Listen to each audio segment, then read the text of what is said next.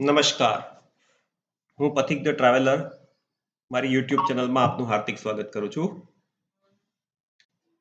આજથી શ્રીમદ ભગવદ્ ગીતાના 18 અધ્યાય પર 18 વિડીયો બનાવવાની મારી ઈચ્છા છે. તો આ પ્રથમ વિડીયોમાં હું આપનું સ્વાગત કરું છું. આજે આપણે અર્જુન વિષાદ યોગની વાત કરીશું. પણ એ પહેલા શ્રીમદ ભગવદ્ ગીતા વિશે મારે 2-4 વાક્યો કહેવા છે. શ્રીમદ ભગવદ્ ગીતા એટલે સોંગ ઓફ ધ ગોડ, ભગવાનનું કાવ્ય, ભગવાનનું ગીત. શ્રીમદ ભગવદ્ ગીતા એ બધા જ વેદોનો સાર છે. ફિલોસોફીમાં શ્રીમદ ભગવદ્ ગીતા જેવું કોઈ પણ પુસ્તક નથી. એની ઊંચાઈ કોઈ પણ પુસ્તકને પ્રાપ્ત નથી. ફિલોસોફીનું કોઈ પણ પુસ્તક તમે વાંચો તો એ ભગવદ્ ગીતાની ઉપર જઈ શકે એવી કોઈ શક્યતા નથી. વિશ્વની બધી જ ફિલોસોફીઝ એની અંદર કવર થઈ ગઈ છે. શ્રીમદ ભગવદ્ ગીતા એ કોઈ વિશેષ ધર્મનું પુસ્તક નથી. એ માત્ર હિન્દુઓનું પુસ્તક નથી. એ જીવન જીવવાની કળા શીખવતું પુસ્તક છે. જીવનના દરેક પ્રશ્નોના જવાબ આપતું પુસ્તક છે. તમને અરીસો દેખાડતું પુસ્તક છે. તમને કર્મ કરવા પ્રેરતું પુસ્તક છે. અને આખરે ભગવાન સાથે એકાકાર કેમ મેળવવો અથવા શાંતિ કેમ મેળવવી એનો આધ્યાત્મિક અને વૈજ્ઞાનિક એટલે કે સાયન્ટિફિક એપ્રોચ ધરાવતું પુસ્તક છે. ભગવદ્ ગીતા વિશે મારો વિચાર એવો છે કે દરેક વ્યક્તિ ભગવદ્ ગીતાને પોતાની રીતે અર્થઘટિત કરી શકે છે. કોઈ એવું ના કહી શકે કે ભગવદ્ ગીતાનો જે અર્થઘટન એમણે કર્યું એ જ સાચું છે. ભગવદ્ ગીતાનું અર્થઘટન દરેક વ્યક્તિના ઉંમરના દરેક પડાવ પર પણ અલગ અલગ હશે. તમારા અનુભવો, તમારા પોતાના દ્રષ્ટિકોણ જેમ જેમ બદલાતા જશે એ પ્રમાણે ભગવદ્ ગીતામાંથી મળતું જ્ઞાન પણ તમને અલગ અલગ સમયે જીવનના અલગ અલગ પડાવ પર અલગ અલગ સમજણ આપશે. But the Bhagavad Gita shall always be relevant to everyone at every phase of life. Bhagavad Gita કોઈ દિવસ જૂનું નહીં થાય. તમે ભગવદ્ ગીતા વાંચશો તો તમને એવું કોઈ દિવસ નહીં થાય કે આ મેં પહેલા વાંચેલું છે અને હવે હું રિપીટેશનમાં ફરીવાર વાંચું છું. તમે જે કાંઈ છો એના આધારે તમને ભગવદ્ ગીતાના નવા નવા અર્થઘટન સમજાશે જ. અહીં મારો પ્રયત્ન ભગવદ્ ગીતા વિશે કોઈ ઊંડાણપૂર્વક વિસ્તૃત ચર્ચા કરવાનો નથી. મારો પ્રયત્ન તો માત્ર એટલો છે કે જે લોકોએ ભગવદ્ ગીતા જેવું અદ્ભુત પુસ્તક આજ સુધી નથી વાંચ્યું કે નથી વાંચી શક્યા અને જેમને એનું માત્ર ઇન્ટ્રોડક્શન જોઈએ છીએ, અથવા એવા લોકો કે જેમને ભગવદ્ ગીતા વાંચવાનો સમય નથી પણ ભગવદ્ ગીતા વિશે કંઈક જાણવું છે, પાયો નાખવો છે, મારા આ વિડીયો સહિત આવનારા 17 વિડીયો એટલે કે કુલ 18 વિડીયો 18 અધ્યાયના આ જ વાત પર કેન્દ્રિત છે અથવા આ જ ઉદ્દેશ સાથે બનાવેલા છે. ભગવદ્ ગીતાનો એક્સપર્ટ કોઈ પણ ના હોઈ શકે. એક વ્યક્તિ ભગવદ્ ગીતા વિશે થોડી માહિતી બીજા કરતાં વધુ જાણતો હોઈ શકે. એથી વિશેષ ભગવદ્ ગીતા વિશે કોઈ વ્યક્તિ એવું ના કહી શકે કે એના એક્સપર્ટ છે. ભગવદ્ ગીતાના એક્સપર્ટ માત્ર ને માત્ર ભગવાન શ્રી કૃષ્ણ છે.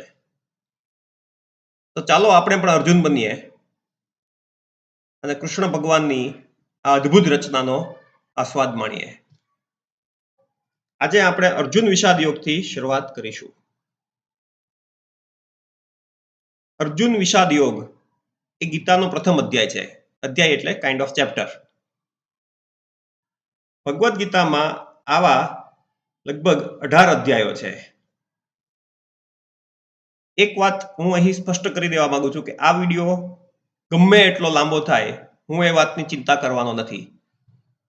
મારા શ્રોતાગણને મારી વિનંતી છે કે તમે એવી અપેક્ષા બિલકુલ ના રાખશો કે ભગવદ્ ગીતા જેવા અદ્ભુત પુસ્તકને સાંભળવું હોય, એની વિશે સમજવું હોય તો ઘડિયાળ સામે જોઈ શકાય કે 10 મિનિટમાં તમને કોઈ ભગવદ્ ગીતા સમજાવી દે કે ટૂંકમાં કોઈ ભગવદ્ ગીતા સમજાવી દે, મારી દ્રષ્ટિકોણથી એની કોઈ શક્યતા નથી. એટલે જ્યારે પણ આ અંગેના મારા વિડીયો સાંભળો ત્યારે પૂરો સમય લઈ અને પૂરું ધ્યાન કેન્દ્રિત કરીને સાંભળવા વિનંતી છે. હું ફરીવાર કહું છું કે હું કોઈ ભગવદ્ ગીતાનો એક્સપર્ટ નથી અને આ વિડીયોઝનો હેતુ the objective of all the videos that I have created or I am going to create about Bhagavad Gita is to create a base. માત્ર ને પાત્ર ભગવદ્ ગીતાનો પાયો નાખવાની વાત છે અને જે લોકોએ ભગવદ્ ગીતા એક પણ વાર નથી વાંચી અથવા નથી વાંચી શક્યા એમના માટે એક પ્રકારનું ઇન્ટ્રોડક્શન આપવાની વાત છે. તો ચાલો શરૂ કરીએ. અધ્યાય 1 અર્જુન વિષાદ યોગ. જય શ્રી કૃષ્ણ, જય સિયારામ. યુદ્ધના પરિણામો અંગે શોકની અભિવ્યક્તિ. એક જ વંશના બે પરિવારના પિતરાઈ ભાઈઓ કૌરવો અને પાંડવો વચ્ચે આરંભ થનારા મહાભારત યુદ્ધની રણભૂમિના ઉંબરા પર ભગવદ્ ગીતાનું પ્રાગટ્ય થયું. આ પુસ્તકની પ્રસ્તાવનામાં ભગવદ્ ગીતાની પૂર્વ ભૂમિકા વિભાગની અંતર્ગત એ સર્વે ઘટનાઓનું વિસ્તૃત વર્ણન કરવામાં આવ્યું છે, જેને કારણે મહાયુદ્ધ થયું. આપણે બધા જ મહાભારતની એ કથાથી વિદિત છીએ. શા માટે મહાભારતનું યુદ્ધ થયું? ભગવદ્ ગીતાનું પ્રકટીકરણ રાજા ધૃતરાષ્ટ્ર અને તેના મંત્રી સંજય વચ્ચેના સંવાદના રૂપે આરંભ થાય છે. ધૃતરાષ્ટ્ર નેત્રહીન હોવાના કારણે વ્યક્તિગત રીતે રણભૂમિ પર હાજર રહી શક્યા ન હતા. અતઃ સંજય તેમને રણભૂમિ પર બની રહેલી ઘટનાઓનું તાજું વિવરણ આપી રહ્યા હતા. સંજય મહાભારત મહાકાવ્ય એટલે કે એપિક સંજય મહાભારત મહાકાવ્યના તથા અન્ય અનેક હિન્દુ ગ્રંથોના પ્રખ્યાત લેખક શ્રી વેદવ્યાસ ઋષિના શિષ્ય હતા. શ્રી વેદવ્યાસજી એવી રહસ્યમય શક્તિઓથી સંપન્ન હતા કે દૂર દૂરના સ્થળો પર બનતી ઘટનાઓ પ્રત્યક્ષ રૂપે જોઈ શકવા સમર્થ હતા. તેમના ગુરુની કૃપાથી સંજયે પણ એ દૂરદર્શનનું ગૂઢ સામર્થ્ય પ્રાપ્ત કર્યું હતું. આ રીતે તેઓ દૂરથી જ યુદ્ધ ક્ષેત્રમાં ઘટતી તમામ ઘટનાઓનું નિરીક્ષણ કરી શકતા હતા અને રાજમહેલમાં હોવા છતાં ધૃતરાષ્ટ્ર સમક્ષ આંખે દેખ્યા અહેવાલ પ્રસ્તુત કરી રહ્યા હતા. ધૃતરાષ્ટ્ર બોલ્યા કે હે સંજય, કુરુક્ષેત્રની પવિત્ર ભૂમિ પર યુદ્ધ કરવાની ઈચ્છાથી એકત્ર થયેલા મારા તથા પાંડુના પુત્રોએ શું કર્યું? સંજય બોલ્યા, પાંડુ પુત્રોની સેનાને વ્યૂહરચનામાં ગોઠવાયેલી જોઈને રાજા દુર્યોધન પોતાના ગુરુ પાસે ગયા અને આ પ્રમાણે વચનો કહ્યા. એટલે કે દ્રોણાચાર્ય પાસે ગયા દુર્યોધન અને આ પ્રમાણે વચનો કહ્યા. દુર્યોધન બોલ્યા કે હે આદરણીય આચાર્ય, પાંડુ પુત્રોની વિશાળ સેનાનું અવલોકન કરો, જેની વ્યૂહરચના આપના પ્રશિક્ષિત બુદ્ધિમાન શિષ્ય દ્રુપદના પુત્રે નિપુણતાપૂર્વક યુદ્ધ કરવા માટે ગોઠવી છે. પાંડવોની આ સેનામાં ભીમ અને અર્જુન સમાન બળશાળી યુદ્ધ કરવાવાળા મહારથી યુયુધાન, વિરાટ અને દ્રુપદ જેવા અનેક શૂરવીર ધનુર્ધારીઓ છે.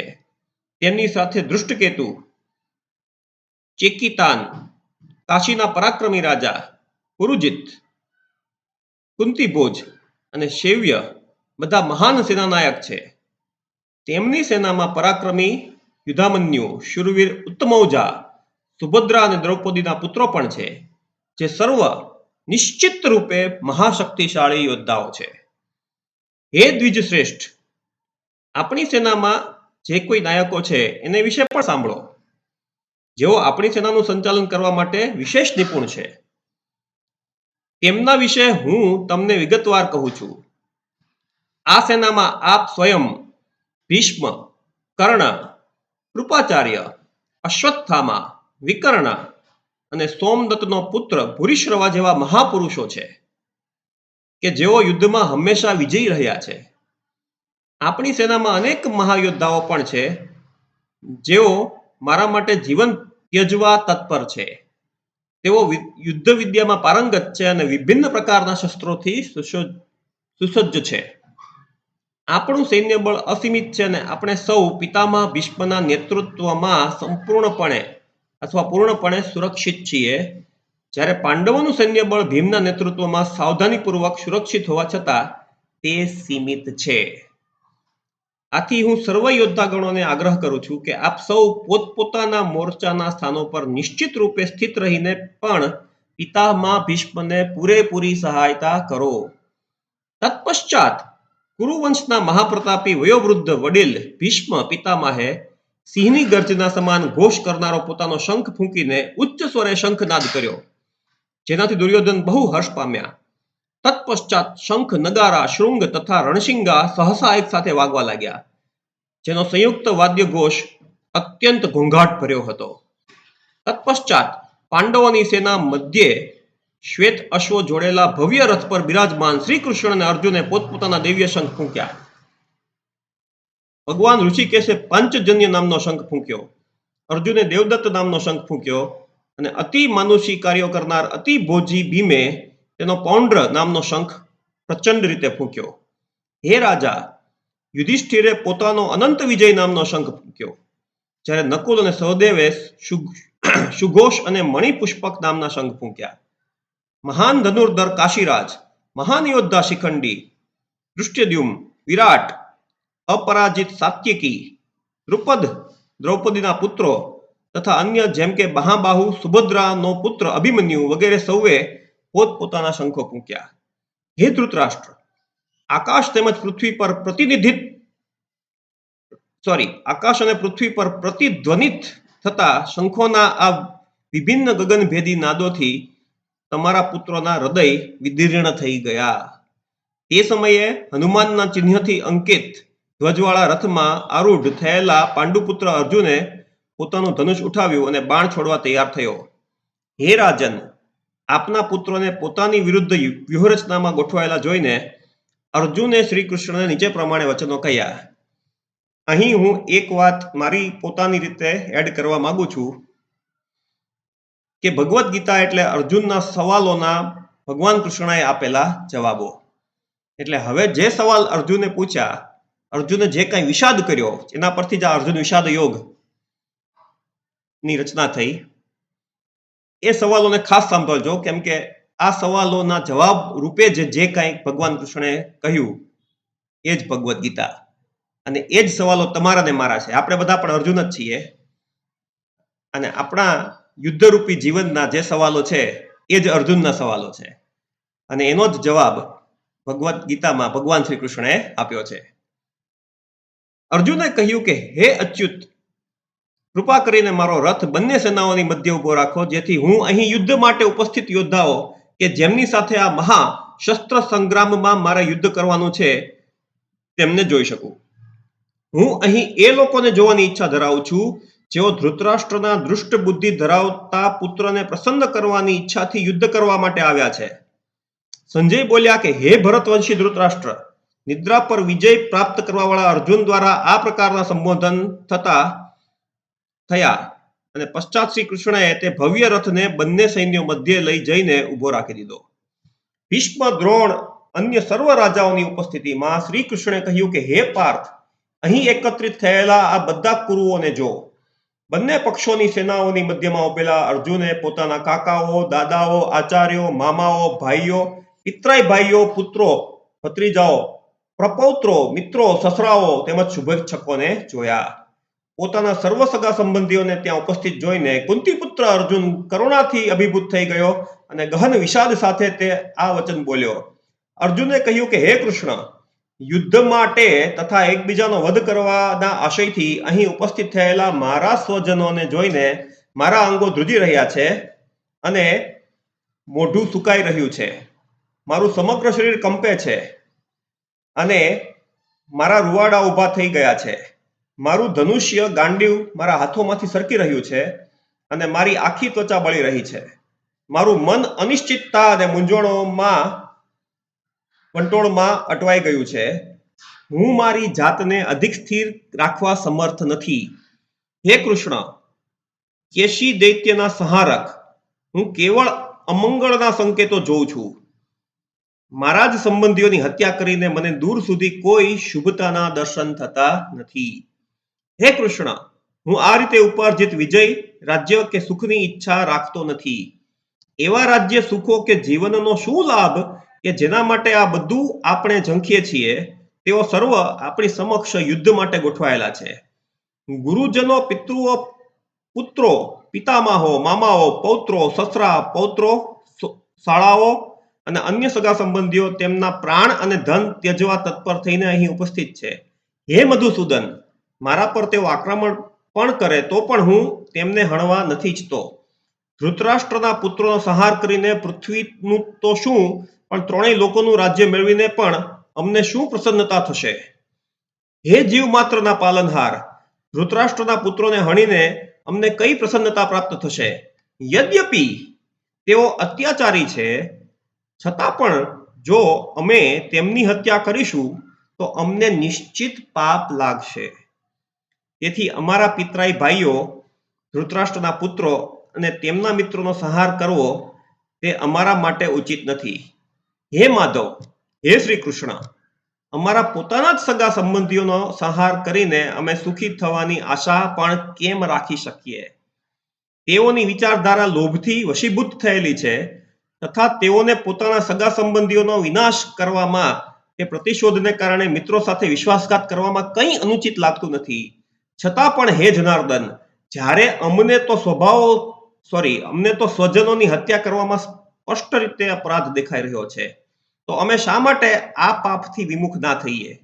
જ્યારે કુળનો નાશ થાય છે ત્યારે તેની પ્રાચીન કુળ પરંપરાઓ પણ નષ્ટ થઈ જાય છે અને શેષ પરિવાર અધર્મમાં પ્રવૃત્ત થવા લાગે છે. અધર્મની પ્રબળતા સાથે હે કૃષ્ણ, કુળની સ્ત્રીઓ વ્યાભિચારિણી થઈ જાય છે અને પતિત સ્ત્રીઓ દૂષિત થવાથી હે વૃષ્ણી વંશી અવાંછિત સંતતિઓ ઉત્પન્ન થાય છે. આવા વર્ણસંકર સંતાનોની વૃદ્ધિ કુળ અને કુળનો વિનાશ કરનાર બંને માટે નિસંદેહ નારકીય જીવનમાં પરિણમે છે. પિંડદાન અને તર્પણની ક્રિયાઓ લુપ્ત થવાથી આવા પતિત કુળોના વંચિત પૂર્વજો અધઃપતન પામે છે. જેઓ કુળ પરંપરાઓનો નાશ કરે છે અને એ રીતે અવાંછિત સંતતિની વૃદ્ધિ કરે છે, તેઓના દુષ્કર્મોથી સર્વ પ્રકારના સામુદાયિક તથા પારિવારિક કલ્યાણની પ્રવૃત્તિઓનો વિનાશ થઈ જાય છે.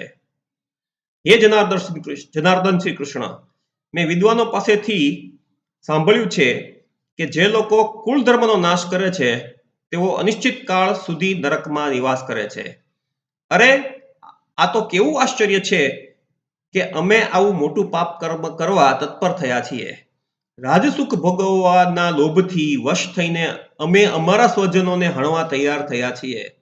જો શસ્ત્ર ધારણ કરેલા ધૃતરાષ્ટ્રના પુત્રો નિશસ્ત્ર તથા રણભૂમિમાં પ્રતિકાર ન કરનારા એવા મને હણે તો મારા માટે શ્રેયસ્કર રહેશે. સંજય બોલ્યા. આ પ્રમાણે કહીને અર્જુને પોતાના બાણ અને ધનુષ્ય બાજુ પર મૂકી દીધા અને રથના આસન પર ફસડાઈ પડ્યો અને તેનું મન વ્યથા અને શોકથી સંતપ્ત થઈ ગયું. તો હે શ્રોતાગણ, અહીં અર્જુન વિષાદ યોગ પૂરો થાય છે. એના 47 શ્લોક અહીં પૂરા થાય છે. અને તમે જે પ્રમાણે સમજી ગયા હશો કે અર્જુને જે કાંઈ સવાલો કર્યા કે હું શા માટે લડું, પૃથ્વીના એક કટકા માટે અથવા એક રાજ્ય માટે શા માટે હું મારા સગાવાલાઓને મારું, એનાથી તો હું અને મારા ભાઈઓ નરકમાં જઈશું, અને એટલા માટે એણે એક રીતે કહો તો લડવાની જે તૈયારી હતી એ ન બતાવી. બસ આ જ પ્રશ્નનો જવાબ કે અર્જુને શા માટે લડવું જોઈએ, એ જવાબ એટલે ભગવદ્ ગીતા. આગળના અધ્યાયોમાં આ જવાબ તમને અને મને પૂર્ણ રીતે સમજવા મળશે. તો ત્યાં સુધી જય સિયારામ, જય શ્રી કૃષ્ણ, જય મા ખોડિયાર, શુભરાત્રી, અને મારો વિડીયો સાંભળવા બદલ ખૂબ ખૂબ આભાર.